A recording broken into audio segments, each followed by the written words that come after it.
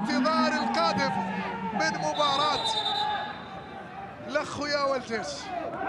نيني يطرد بالورقة الحمراء،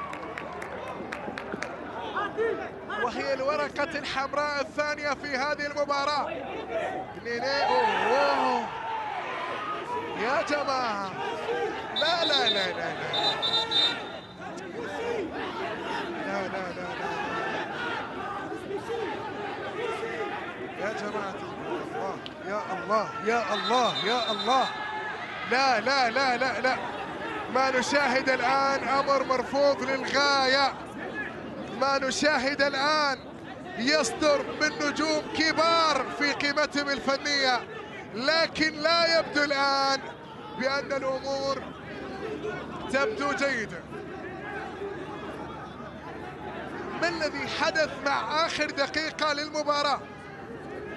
ايش اللي قاعد يصير؟ لماذا كل هذا يحدث؟ العتب وكل العتب أن ما يصدر الآن هم من نجوم مثل حسين خرجة. نيني سلامات سلامات. واحدة من الأمور التي لا نرغب في مشاهدتها في ملاعب كرة القدم تحدث.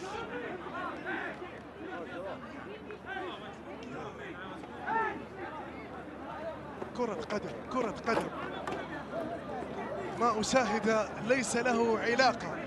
أوه. لا، هذه مش كرة قدم، هذه ليست بكرة قدم. فجأة تحول العشب الأخضر إلى حلبة مصارعة للأسف الشديد. ورقة حمراء أيضا تمنح،